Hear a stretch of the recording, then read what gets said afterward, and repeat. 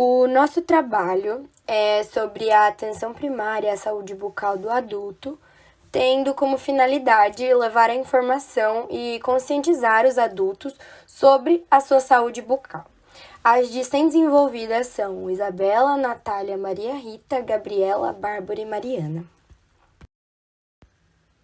Nesse slide, nós preparamos um pequeno índice contendo os conteúdos que vão ser abordados nesse trabalho.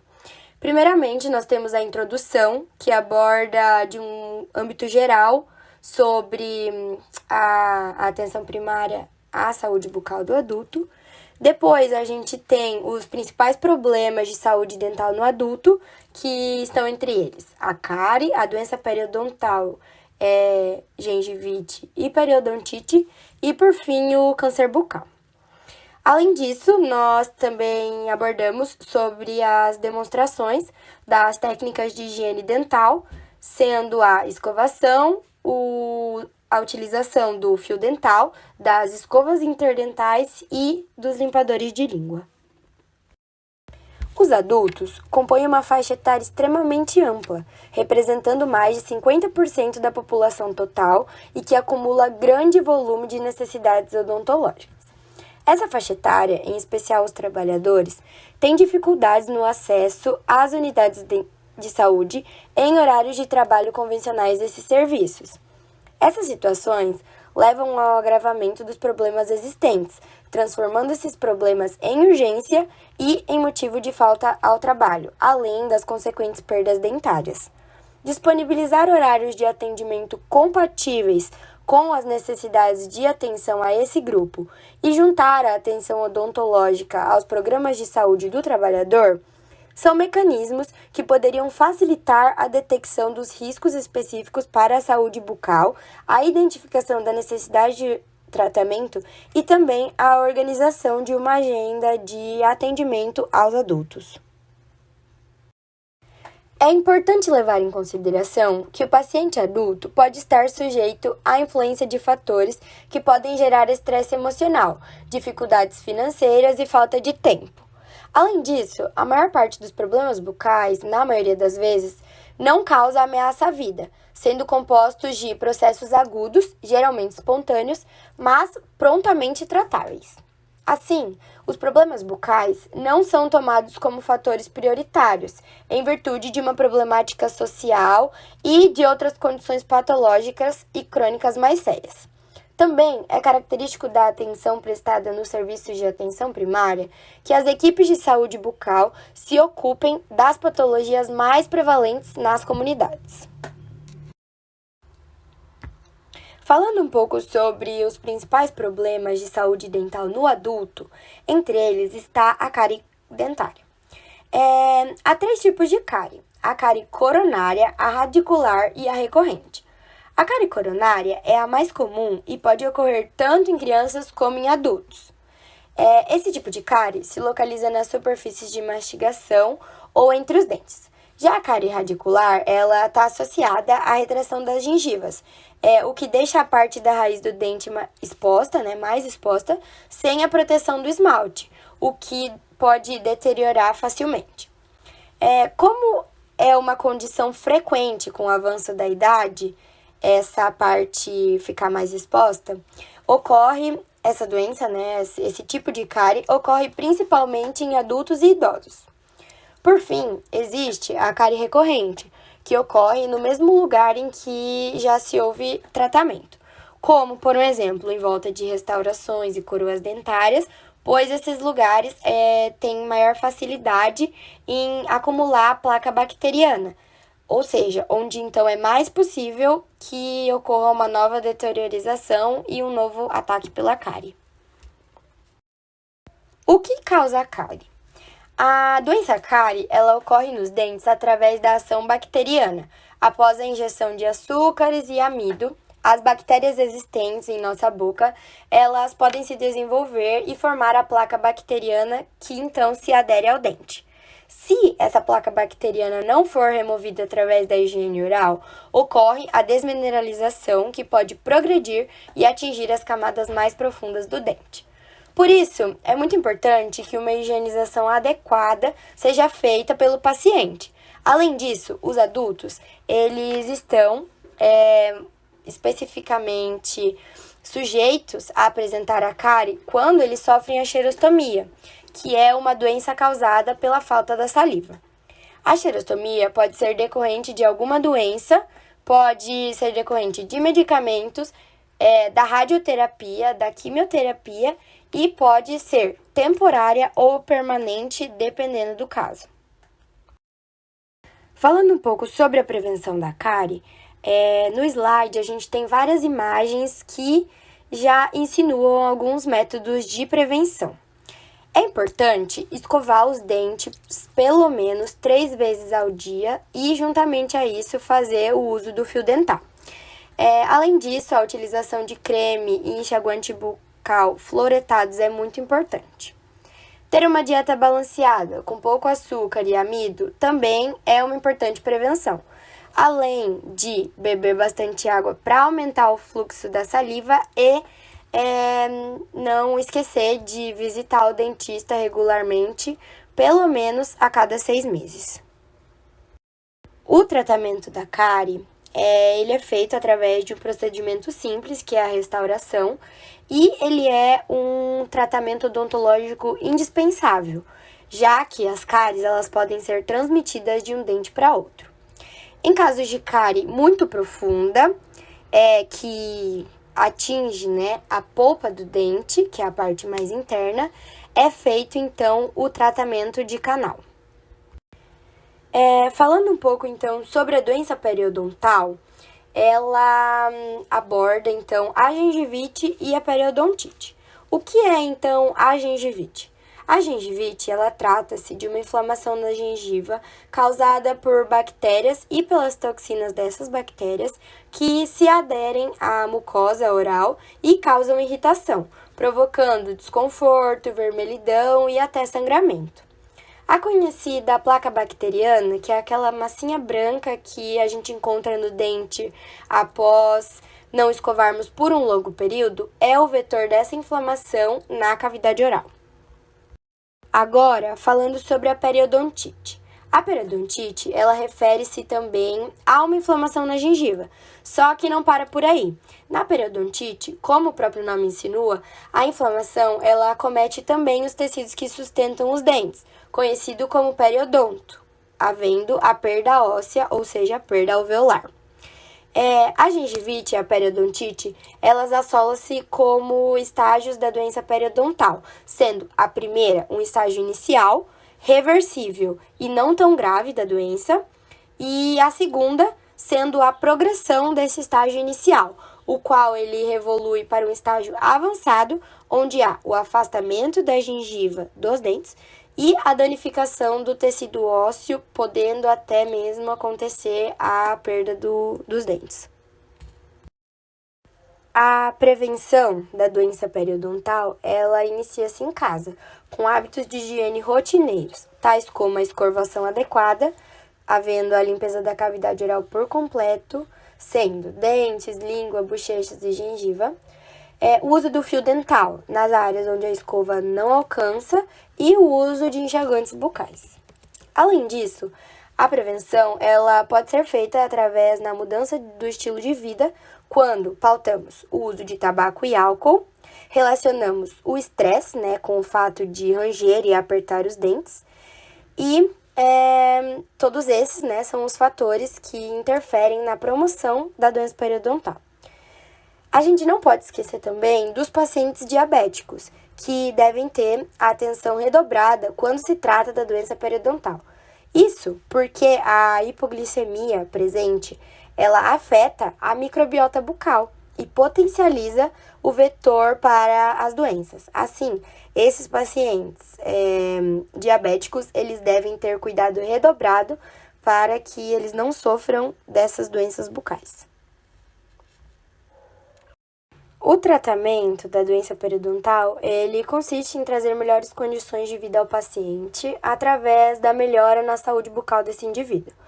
Esse tratamento ele pode ser através de procedimentos médicos, onde ocorre-se a restauração dentária, medicamentos como o antisséptico tópico e também na utilização de profilaxias em casa e no consultório com flúor, que visam impedir o acúmulo de bactérias na cavidade oral.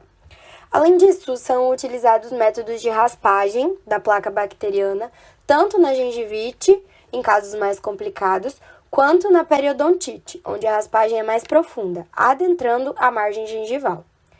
Em casos mais avançados da periodontite, cirurgias com a finalidade de remover as bolsas periodontais podem ser realizadas, além de tentativas de restaurar a estrutura periodontal, já que há a perda, desse tecido. O câncer de boca é um tumor maligno que pode afetar lábio, gengiva, bochecha, céu da boca, língua e até mesmo a região embaixo da língua. Embora ele seja considerado uma doença rara, ele representa uma causa de mortalidade relevante, uma vez que metade dos casos eles só são diagnosticados em estágios mais avançados da doença. Assim, é de extrema importância que a gente se atente, à prevenção e ao diagnóstico precoce da doença, sem que haja o atraso no encaminhamento para o tratamento oncológico. A pergunta que muitas pessoas fazem é o que aumenta, o risco do câncer bucal. O aumento do câncer bucal, ele pode estar relacionado ao álcool. O consumo regular de 4 a 5 doses diárias de álcool é um fator de risco relacionado ao câncer bucal e é o principal fator responsável pelo aumento da doença em países da Europa Central e Oriental. Sendo assim, recomenda-se o consumo moderado, estimado em até 2 doses por dia. Além do álcool, o tabagismo, onde os fumantes eles são mais propensos a desenvolver o câncer de boca. Cigarros, charutos e cachimbos eles podem causar câncer em qualquer região da boca ou da garganta, bem como o câncer de laringe, pulmão, esôfago, rins e bexiga. Embora a prevalência de fumantes no país tenha sofrido um acentuado recuo. O tabagismo entre adolescentes ele é o principal motivo de alerta, uma vez que a iniciação precoce torna difícil a interrupção do hábito na vida adulta. Além desses, a exposição solar, a dieta, o HPV e a imunossupressão são outros que aumentam, o risco do câncer bucal.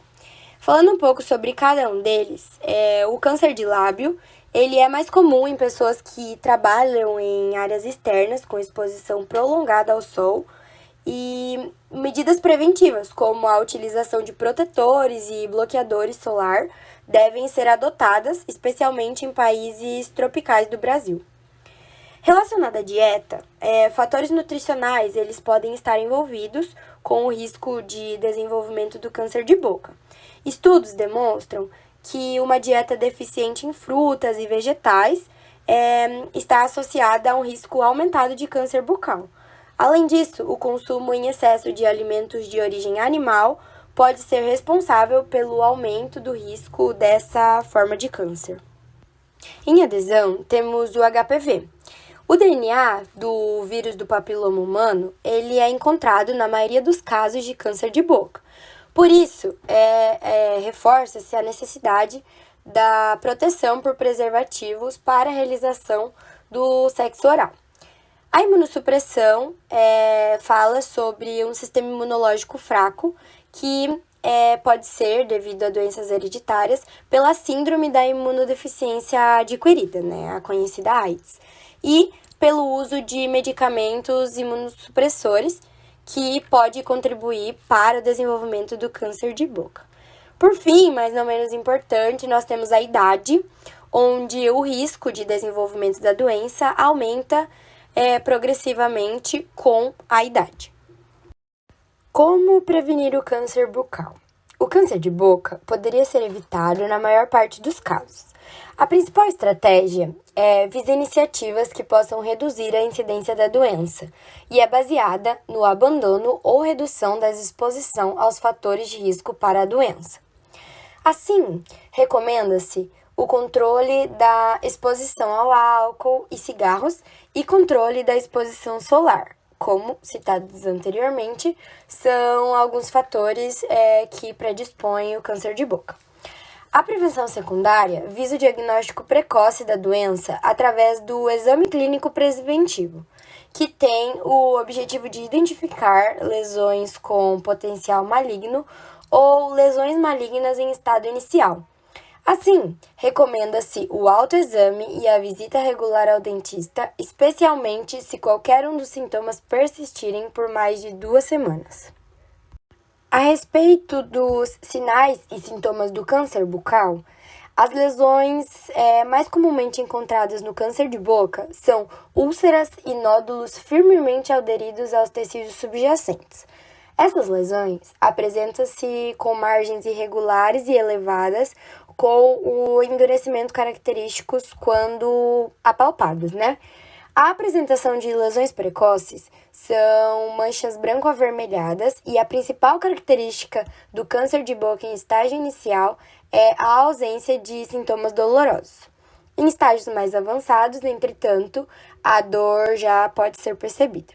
Outros sintomas comumente encontrados consistem em dor de ouvido, sangramentos espontâneos, maior mobilidade dos dentes, dificuldades para engolir ou falar e formigamento de regiões da boca.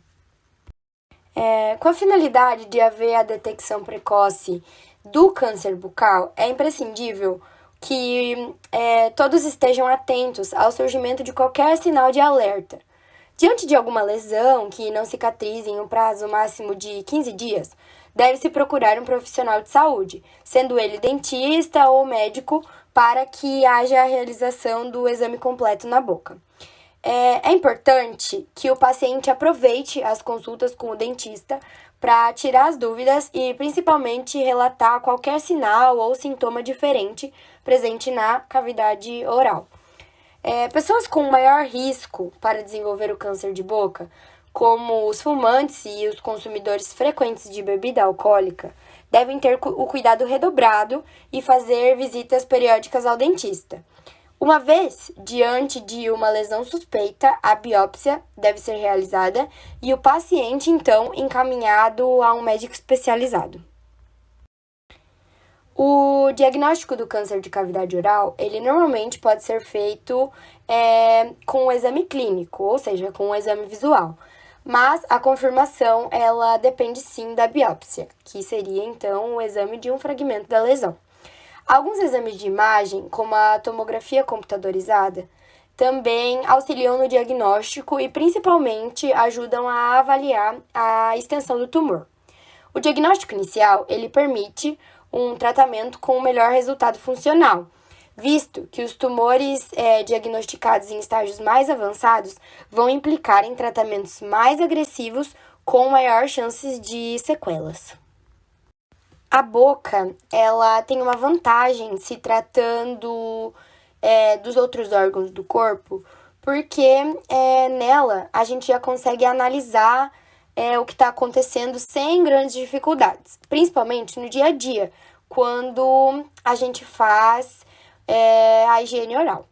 É exatamente por conta disso que podemos ficar de olho e realizar o autoexame seguindo esses passos. Primeiro, abre bem a boca em frente ao espelho com a língua para fora. Olhe a parte direita e esquerda e veja se não há nenhum dos sintomas. Coloque 2 dedos na parte interna da bochecha para avaliar a região, além de verificar o céu da boca e a parte de baixo da língua. Se tiver qualquer lesão, procure um especialista. Na imagem aqui do slide, vemos 8 passos. Examinar os lábios, bochecha, a pálpebra e a língua, colocando-a para fora e para os lados. E lembre-se de examinar embaixo da língua também. Além disso, observe o céu da boca, garganta e o pescoço, apalpando-o. O autoexame é uma triagem inicial e não substitui a necessidade de uma consulta.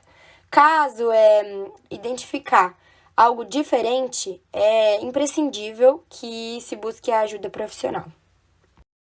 O tratamento do câncer de boca, na grande maioria das vezes, ele é cirúrgico, tanto para lesões menores, com cirurgias mais simples, quanto para tumores maiores. O cirurgião de cabeça e pescoço é o profissional que vai avaliar o estágio da doença. Essa avaliação, associada a exames complementares, determinará o trabalho mais indicado. A radioterapia e a quimioterapia são indicadas quando a cirurgia não é possível ou quando o tratamento cirúrgico traria sequelas funcionais importantes e complicadas para a reabilitação funcional e a qualidade de vida do paciente. Em todas as etapas do tratamento, é importante o aspecto interdisciplinar, com a participação de vários profissionais de saúde, como o cirurgião dentista, visando sempre prevenir as complicações e as sequelas dessa patologia.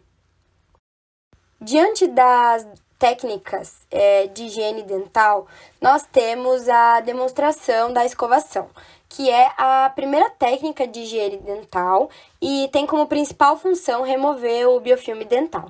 O uso frequente da escova não é sinônimo de limpeza, nem evita por si só a perda dental.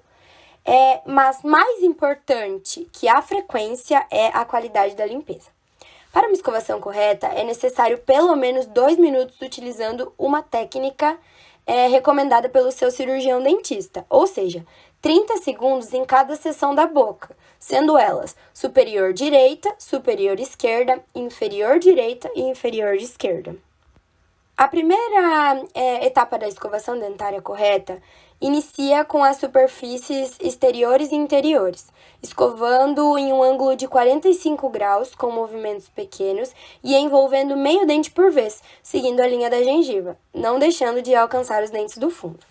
A segunda etapa envolve as superfícies de mastigação. A posição da escova é em horizontal e escovando de frente para trás pelas superfícies. Em seguida, ao chegar nas superfícies interiores dos dentes frontais, é essencial girar a escova no sentido vertical e usar movimentos suaves para cima e para baixo com a ponta da escova, não deixando de escovar suavemente a linha da gengiva. Por último, a limpeza da língua em movimentos de varredura de trás para frente para remover as partículas de alimentos e ajudar a remover as bactérias que causam odores, assegurando um hálito fresco. A escova interdental remove os restos de alimentos que favorecem a proliferação de bactérias, causadoras da cárie, tártaro e doenças gengivais. A escova interdental deve ser utilizada em conjunto com o fio dental, citado anteriormente. Há 2 modelos básicos de escova interdental. As cônicas, que são mais indicadas para a limpeza entre as peças dos aparelhos ortodônticos fixos, e as cilíndricas, utilizadas para a limpeza entre os dentes. A técnica de uso é inserir a escova no espaço entre 2 dentes, fazendo um ângulo de 45 graus. Nos dentes superiores, a ponta da escova deve ficar apontada para cima e nos dentes inferiores para baixo, sem forçar demais a entrada. O movimento deve ser suave para não causar ferimentos ou lesões na gengiva. A escova interdental deve ser apenas inserida e removida uma única vez em cada espaço entre os dentes, dando preferência aos dentes centrais, sem utilizar movimentos de vai e vem, pois isso pode machucar e causar problemas na gengiva. É importante lembrar que o uso excessivo de força pode levar à retração gengival, expondo essa parte da gengiva a outras doenças. Por último, mas não menos importante, nós temos os limpadores de língua, os quais eliminam as bactérias e restos de alimentos da boca que juntos formam a saburra lingual, que é aquela camada esbranquiçada ou amarelada que aparece na superfície da língua ou ao longo do dia, quando não há escovação. Sendo assim, os limpadores eles evitam os problemas mais sérios, como o mau hálito e a cárie. O limpador lingual ele deve ser usado diariamente, pelo menos 2 vezes ao dia, logo após a escovação. A higiene da língua ela deve ser realizada regularmente, assim como a escovação e o fio dental. A técnica de limpeza é colocar a língua para fora e posicionar o limpador no final dela, puxar com cuidado no sentido de trás para frente, sem fazer muita pressão, retirando a saburra lingual. O processo ele pode ser repetido de 2 a 3 vezes, sendo que o limpador ele precisa ser lavado com água a cada vez que for puxada a saburra lingual.